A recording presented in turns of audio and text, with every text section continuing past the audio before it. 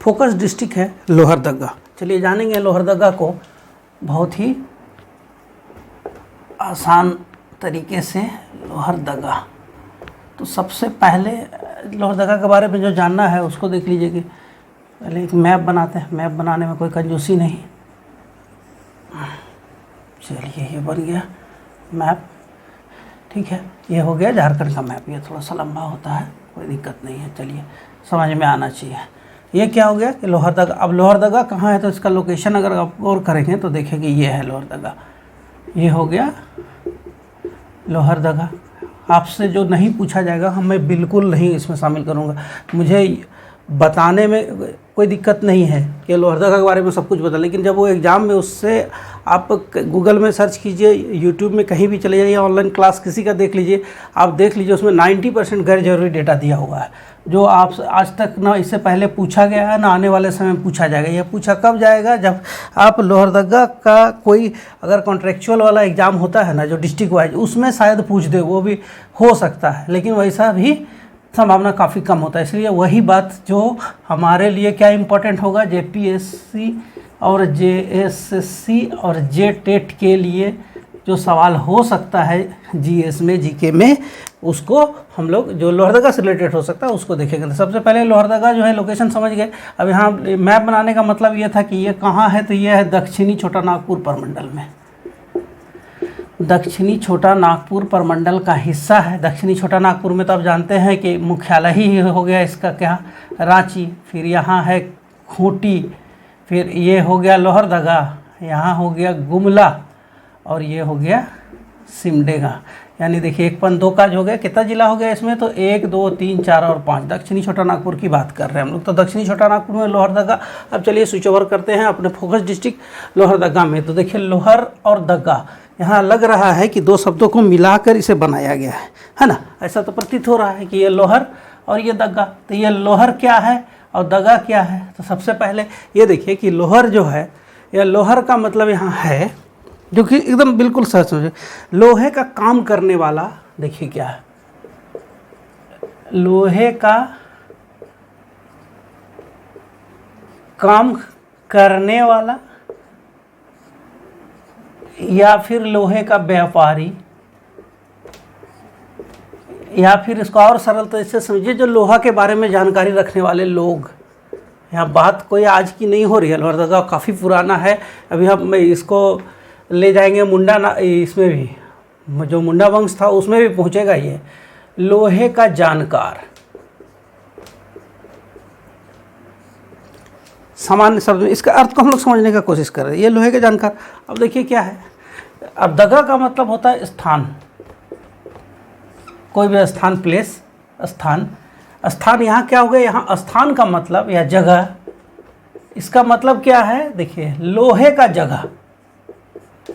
अब इसको समझिए, लोहे का जगह का मतलब क्या होगा, मतलब ऐसा जगह जहाँ लोहा पाया जाता है। तो मतलब ऐसा जगह जहाँ लोहा पाया जाता है और ऐसा जगह जहाँ लोहे के लिए जानकार लोग हैं, जो लोहे के लिए काम करने वाले व्यापारी हैं और लोहे के लिए और लोहा से जुड़े हुए काम करने वाले लोग हैं, ठीक है। तो अब इसी को मिलाकर क्या बन गया, लोहरदगा। यानी लोहार जो है, ये लोहर का मतलब क्या हो गया, ये समझ गया। दगा का मतलब क्या हुआ, तो लोहरदगा क्या होगा कि लोहा से जुड़ा हुआ बात। ये क्या हुआ, वास्तविक अर्थ है ये, जो इसको अगर हम लोग तोड़कर समझने की कोशिश करते हैं तो हम लोग को ये अर्थ समझ में आता है। अब क्या है कि इसका कुछ और मान्यता जो है इसको भी देख लेते हैं।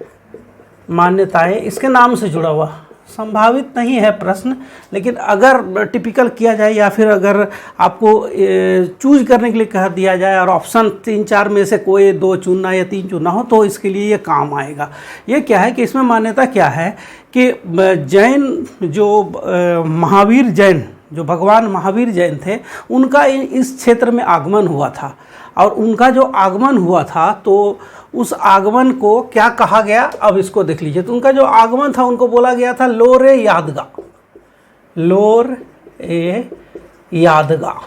ये लोर ए यादगा जो है इसका मुंडारी में अर्थ क्या होता है इसको देखिए। मुंडारी में इसका जो अर्थ है, देखिए लोरे यादगा किसको कहा गया, क्योंकि महावीर, भगवान महावीर जैन का विजिट हुआ था इस बेल्ट में, और उसका लोरे यादगा, और इसका मुंडारी में जो अर्थ होता है ये होता है आंसुओं की नदी। आंसुओं की नदी,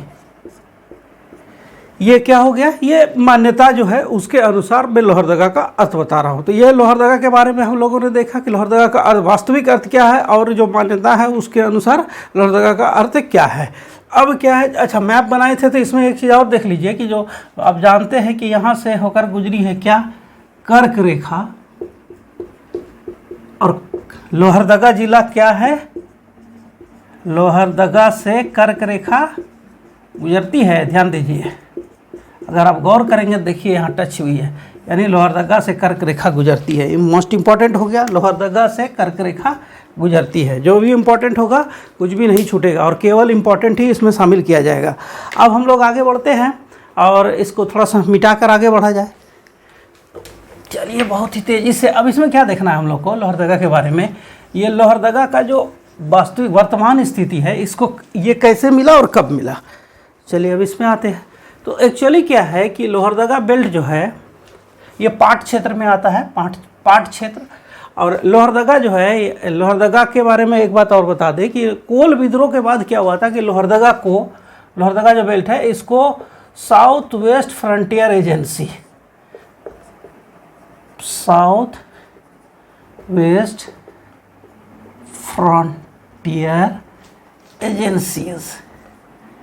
एजेंसीज, हाँ, साउथ वेस्ट फ्रंटियर एजेंसी का हिस्सा बना लोहरदगा। और उसी समय ये क्या बात किसकी कर रहे हैं, कोल विद्रोह की। उसके बाद क्या हुआ था कि ये 1854 में इसी साउथ वेस्ट जो फ्रंटियर एजेंसी, इसका हेड क्वार्टर बनाया गया किसको, लोहरदगा को बनाया गया हेड क्वार्टर। यानी साउथ वेस्ट फ्रंटियर एजेंसी, जिसको और आसान शब्द में समझिए, जो छोटा नागपुर का क्षेत्र है, दक्षिणी छोटा नागपुर का क्षेत्र, तो दक्षिणी छोटा नागपुर क्षेत्र जो वर्तमान में है दक्षिणी छोटा नागपुर, ये दक्षिणी छोटा नागपुर का हेड क्वार्टर कौन था, लोहरदगा। कब, 1854 में ये दक्षिणी छोटा नागपुर का कैपिटल था। कैपिटल नहीं, हाँ कैपिटल मत बोलिए, उस समय तक कैपिटल वाला टर्म नहीं था, क्योंकि नागवंशी का चल रहा था, नागवंश का अलग अलग राजघराना हो रहा था। मुख्यालय हेड क्वार्टर की बात मैं कर रहा हूँ, ठीक है। अब जैसे आगे बढ़ते, 1899 में क्या होता है, रांची जिला बनता है। और जो अब तक रांची इस लोहरदगा के जिला के अंदर था, अब इसके अंदर बन गया लोहरदगा सब डिवीजन। देखिए पहले ये किस में था, रांची इसके अंदर आता था, लेकिन 1899 में बन गया रांची जिला और लोहरदगा हो गया इसका सब डिवीज़न। और फिर 17 मई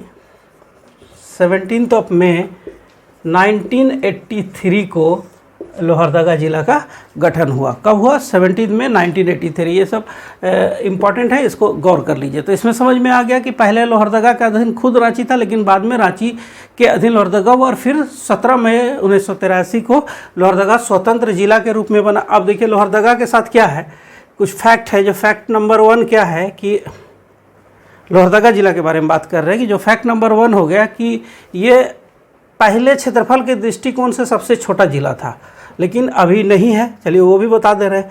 तो लेकिन जनसंख्या के दृष्टिकोण से 24वां जिला है ये, 24वां जिला, इसका मतलब सबसे छोटा हो गया। देखिए दूसरा, क्षेत्रफल की दृष्टि से ये 23वां जिला हो गया है अभी, यानी हो गया सेकेंड लास्ट। पहले ये सबसे छोटा था, ठीक है। तीसरा, एसटी जो जनसंख्या है उसका प्रतिशत के हिसाब से अगर बात करें तो ये 23वां है, यानी ये सेकेंड लास्ट। ये क्या हो गया, यानी ये एसटी परसेंटेज के हिसाब से, यहाँ पॉपुलेशन की बात नहीं है, परसेंटेज के हिसाब से ये झारखंड का दूसरा बड़ा जिला है। एसटी परसेंटेज के हिसाब से जो इम्पोर्टेंट है केवल उसी को इसमें शामिल करना है। चलिए अब आगे बढ़ते हैं। अब फिर इसको मिटाना पड़ेगा क्योंकि जो फैक्ट है सबको, और केवल उसी फैक्ट को शामिल किया जा रहा है जो आपके एग्जामिनेशन पॉइंट ऑफ व्यू से इम्पॉर्टेंट है, अदरवाइज इसमें शामिल ही नहीं किया जाएगा। ये तो तय मान कर चलिए, क्योंकि मेरा व्यू ये है कि आप एग्जामिनेशन में आपको हेल्प हो, ज़्यादा से ज़्यादा हेल्प हो। ऐसा नहीं हो कि आप गैर जरूरी डेटा अपने दिमाग में रख रहे हैं। नहीं होता है कि गैर जरूरी डेटा अगर आपके मोबाइल लैपटॉप कहीं भी रहे तो क्या होता है, वो प्रोसेसर को स्लो कर देता है, वैसे आपका दिमाग भी तो स्लो हो सकता है। वैसा काम नहीं करना है। चलिए अब आगे बढ़ते हैं और केवल इम्पोर्टेंट फैक्ट को फिर आगे लेकर चलते हैं। अब क्या है, अब इसमें क्या है कि कुछ फैक्ट है, फैक्ट में जो एकदम लेटेस्ट है बता दे रहे हैं। ये लेटेस्ट फैक्ट जो है, लेटेस्ट फैक्ट क्या है आप थोड़ा सा सर्च कीजिए, अगर मिल जाता है तो अच्छी बात है। लेटेस्ट फैक्ट ये है कि झारखंड का सबसे ऊंचा रेलवे ब्रिज, हाईएस्ट जो है, लिख देते हैं यहाँ अच्छा से, ये एकदम बिल्कुल अलग है। झारखंड का सबसे ऊंचा रेलवे ब्रिज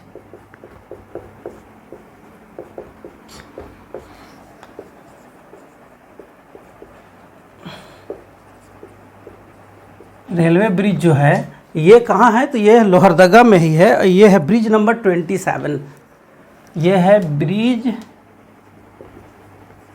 नंबर 27। थोड़ा सा सर्च करेंगे इसको तो पता चलेगा, और दूसरे इसमें भी क्लासेस में जाकर देख सकते हैं कि ये आपको बता रहा है या नहीं बता रहा है। झारखंड का सबसे ऊंचा रेलवे ब्रिज जो है ब्रिज नंबर 27 है, और ये किस में है, तो ये रांची से जो टोरी का रूट बना है, यानी लोहरदगा टोरी लाइन में, टोरी वाला जो रास्ता है उसमें है ये। इसी में लोहरदगा से जैसे ट्रेन खुलती है तो थोड़ा सा आगे ही उसका एक बॉक्साइट के लिए फेमस जगह है, माइनिंग वगैरह होता है, बड़की चापी, वहाँ पे एक रेलवे ब्रिज, वहाँ भी एक रेलवे ब्रिज जो गुजरती है वो धुरधुरुआ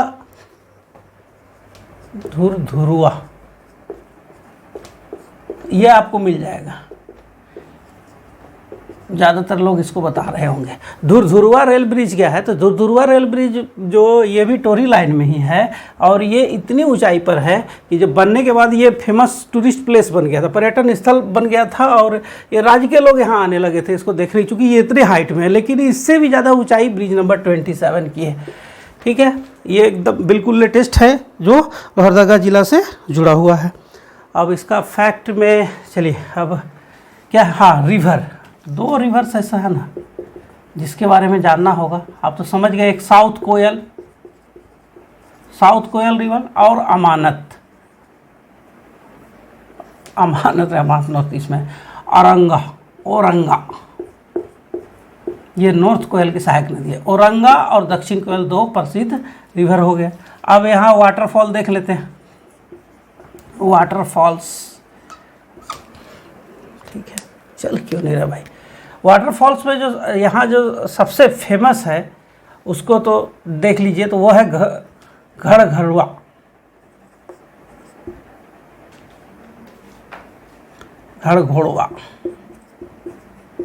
ये वाटरफॉल हो गया।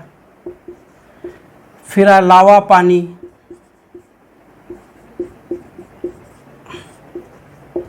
नंदी, इसके बाद केकरांग, ये सब फेमस वाटरफॉल है जो कभी भी पूछा जा सकता है। ये नंदी वाटरफॉल पूछा जा चुका है। अब इसमें क्या हो गया कि वाटरफॉल, अब इसी नंदी में ही एक है नंदिनी डैम। ये नंदिनी डैम जो है नंदी रिवर में ही है, नंदिनी डैम। एक और जलाशय है सुक्री जलाशय, सुक्री वाटर रिजर्वायर हो गया, सुक्री जलाशय। ये भी कहाँ है, तो लोहरदगा में। पर्यटन स्थल, धार्मिक स्थल जो बहुत ही फेमस है, उसमें तो धार्मिक स्थल जो है जो बहुत ही फेमस है वो है खकरपत्ता शिव मंदिर। ये प्राचीन काल का बना हुआ खकरपत्ता महादेव मंदिर है।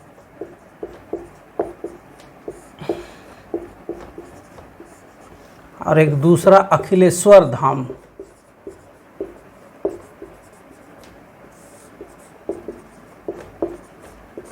ये फेमस हो गया किसके लिए? तो ये धार्मिक स्थल हो गया।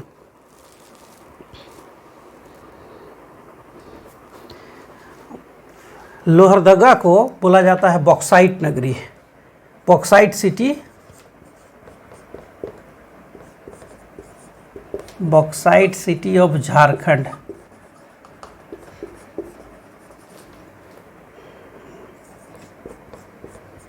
बॉक्साइट नगरी,